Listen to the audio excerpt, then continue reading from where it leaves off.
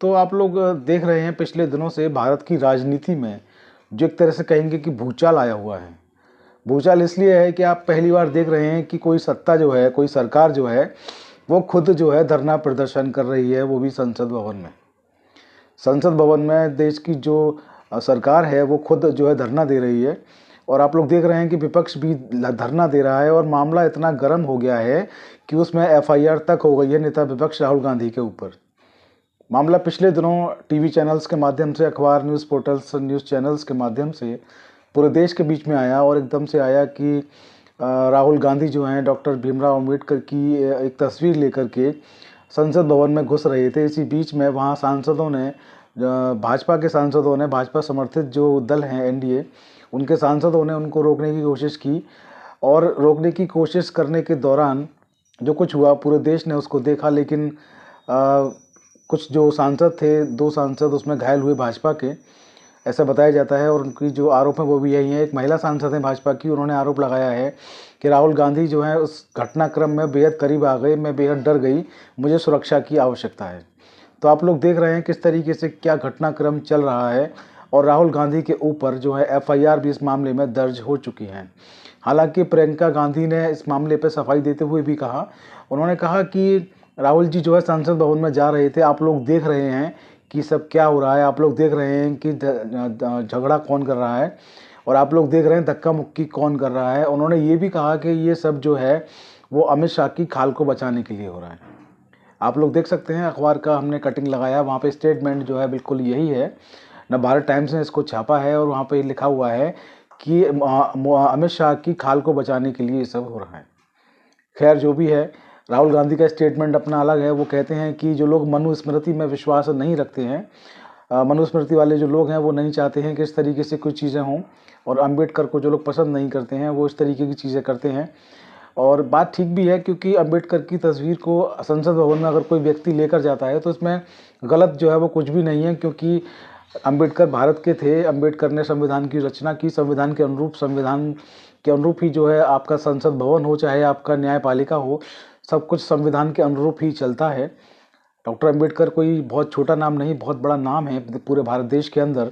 उनको सब लोग उनको फॉलो करते हैं और जो भी लोग न्याय के जानकार हैं, न्याय को जानते हैं, न्याय को मानते हैं, कानून को मानते हैं, उन सबके दिलों में डॉक्टर अम्बेडकर की एक अलग जगह है।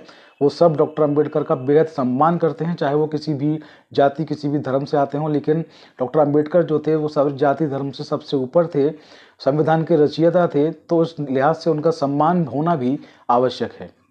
खैर जो कुछ भी हुआ आप लोगों ने देखा। तो इस पूरे मामले पर मैं आपको बता दूं, 2 सांसद घायल हुए, उन्होंने जो है एफआईआर दर्ज करवा दी है और जो एफआईआर दर्ज हुई है बड़ी चौंकाने वाली एफआईआर है।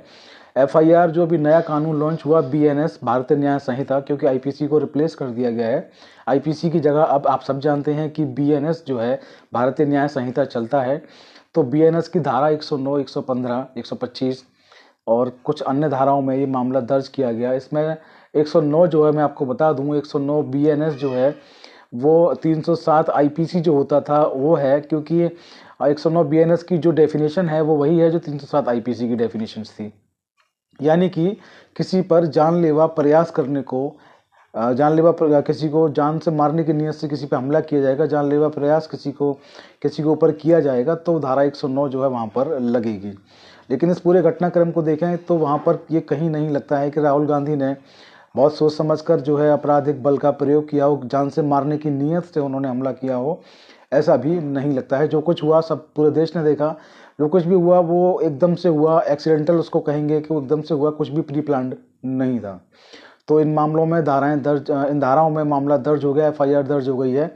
इधर जो महिला सांसद हैं वो भी कह रही हैं कि राहुल गांधी ने बहुत असहज कर दिया, राहुल गांधी एकदम से करीब आकर खड़े हो गए, मैं बहुत डरी हुई हूँ, मुझे सुरक्षा की ज़रूरत है। तो इस मामले पर भी अभी देखा जा रहा है कि क्या नया अपडेट होता है। लेकिन जो एफआईआर है, 2 सांसद जो घायल हुए उनकी जो एफआईआर है उसको अगर देखें तो मामला जो है 109 की बात करें बीएनएस की, यानी कि भारतीय न्याय संहिता धारा 109 में जानलेवा जो हमला होता है, हत्या का जो प्रयास होता है, जो प्रयत्न होता है, उसमें 10 साल की सज़ा है। अगर राहुल गांधी के ऊपर ये धारा लगती है और वो इसमें जाते हैं, जेल में जाते हैं, ज़मानत पर आते हैं, मुकदमा चलता है और ये साबित हो जाता है कि उन्होंने ऐसा किया है, तो उनको 10 साल की सज़ा हो सकती है। लेकिन जानकारों का मैं बता दूं, जानकारों का ये कहना है, सुप्रीम कोर्ट के एडवोकेट हैं, उन्होंने भी कहा, चूँकि हम भी एडवोकेट हैं तो सब कुछ हमारी नज़रों से भी एनालिसिस होता है, तो मैं बता दूं कि ये मामला जो है, ये कॉग्निजेबल जो मामला है वो नहीं है, और ये मामला जो है संज्ञेय नहीं है ये मामला, क्योंकि ये मामला बिल्कुल भी सोच समझ के प्री प्लान तरीके से इसको नहीं किया गया है। ये एक तरह से अकस्मात हुई घटना है, इसमें कुछ भी प्लान नहीं था, पहले से कुछ भी तय नहीं था, योजनाबद्ध तरीके से इसको नहीं किया गया था। राहुल गांधी संसद भवन में मकर द्वार से प्रवेश कर रहे थे, उनको भाजपा सांसदों द्वारा रोका गया। रोकने के दौरान धक्का मुक्की हुई जिसमें वो सांसद गिर गए। तो ऐसा भी नहीं है कि उनको जान से मारने का प्रयास किया गया। तो ये सब कुछ जो बनता है तो फिर मामला बनता है केवल मामूली मारपीट का। तो मामूली मारपीट की अगर बात करें तो उनमें अधिकतम जो सज़ा का प्रावधान है वो 7 साल तक की सज़ा का प्रावधान है। तो अगर मामला 7 साल तक की सज़ा का प्रावधान का बनता है तो अलग बनता है, और मामला अगर 109 का साबित होता है तो मामला बेहद गंभीर है, क्योंकि ये हत्या का जो प्रयास होता है, हत्या का जो प्रयत्न होता है, मामला उसका बनता है। तो देखने वाली बात है कि जांच एजेंसीज क्या करती हैं, पुलिस क्या करती है। हालांकि पुलिस ने एफआईआर को दर्ज कर लिया है, जांच को शुरू कर दिया है। इसके साथ मैं आपको बता दूं कि जो देश के जो सांसद होते हैं, हमारे देश में सांसदों को विशेषाधिकार मिले हुए हैं, उनके ऊपर कोई भी कार्रवाई जो है वो यूं ही नहीं हो जाती है। उनके ऊपर कार्रवाई करने से पहले संसद भवन से जो सभापति होते हैं उनसे अनुमति लेनी पड़ती है। तमाम तरह की उनको विशेषाधिकार मिले हुए हैं, तमाम तरीके की लिखा पढ़ी होने के बाद ही प्रॉपर तरीके से तब जा करके किसी व्यक्ति के खिलाफ, जो सांसद है वर्तमान में, उसके खिलाफ कोई भी एजेंसी, पुलिस हो, सीबीआई हो, ईडी हो, उसके बाद वो कार्रवाई कर सकते हैं। तो सांसदों को जो विशेषाधिकार मिले हैं वो राहुल गांधी को भी मिले हैं, और उनके विशेषाधिकार इसलिए भी ज़्यादा हो जाते हैं क्योंकि वो इस समय वर्तमान में संसद भवन के अंदर नेता प्रतिपक्ष यानी कि नेता विपक्ष का पद भी उन्हीं के पास है। तो उनके जो विशेषाधिकार हैं उनमें थोड़ा इजाफा और हो जाता है, उनको सुविधाएं थोड़ी और अधिक मिल रही हैं। ऐसे में उनके खिलाफ कोई भी कार्रवाई होती है, कोई भी एफआईआर होती है, तो जो सदन के जो नेता हैं, सदन के जो स्पीकर हैं, उनसे अनुमति लेना, तमाम जो औपचारिकताएं हैं एक सांसद की, उन सब की मंजूरी लेना दिल्ली पुलिस के लिए या तमाम जांच एजेंसीज के लिए भी बेहद ज़रूरी है। तो ऐसे में जब मामला आप देख रहे हैं कि उनकी गिरफ्तारी जो है फ़िलहाल संभव नहीं है कि उनकी गिरफ्तारी होती नज़र नहीं आ रही है, आप लोग सब देख रहे हैं। तो अब ये कहा जाता है कि राहुल गांधी संसद नहीं पहुंच रहे हैं, ये कहा जाता है कि राहुल गांधी कहीं चले गए हैं, ये कहा जाता है राहुल गांधी डर गए हैं। खैर क्या है हकीकत, क्या है सच्चाई, वो तो वक्त के साथ ही पता चलेगा। लेकिन मामला फ़िलहाल जो है बीएनएस की गंभीर धाराओं में इस मामले को, इस एफआईआर को दर्ज किया गया है।